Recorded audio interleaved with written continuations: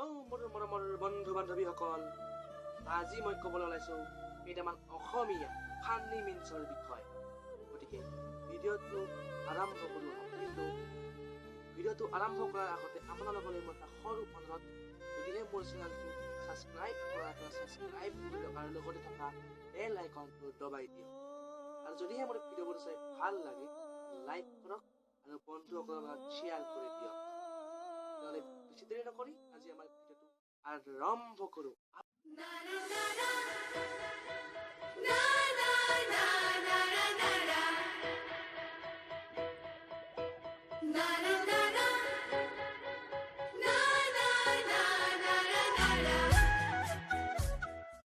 যেতিয়া কোনোবাই single life কথা থাকে তেতিয়া এনেকে কয়, মাই লাইফ। কোনেও মোক পাত্তা নিদিয়ে, কোনেও মোক ভাল নাপায়, কোনেও মোক পচন্দ নকৰে, কিন্তু বিপদৰ সময়তহে প্ৰয়োজন হয়। এইটোৱে মোৰ লাইফ। আই আই আই ভাই কোনো কাৰোবাক প্ৰপ'জ মাৰি ৰিজাল্টটো আহে তেতিয়া এনেকৈ কয়, প্ৰেম সকলোৰেই জীৱনলৈ আহে, মোৰো জীৱনলৈ আহিছিল, কিন্তু সেইদিনা মই ঘৰত নাছিলোঁ। তোৰ জীৱনত কেতিয়া প্ৰেম আহিছিল?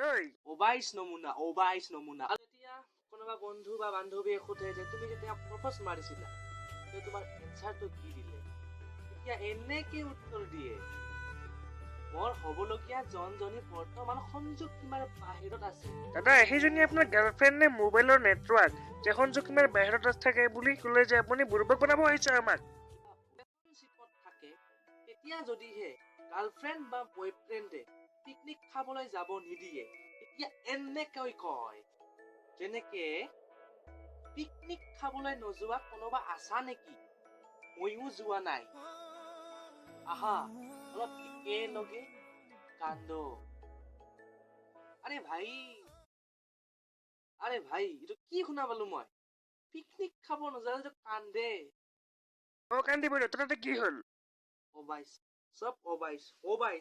আৰু যেতিয়া এক্সৰ বিয়াৰ সময় আহি পায় তেতিয়া এনেকৈ কয়, গাৰ্লফ্ৰেণ্ডৰ পৰীক্ষা চাবলৈ নম্বৰটো বন্ধু এজনক দিছিল, কিন্তু কাইলৈ সিহঁতৰ বিয়া।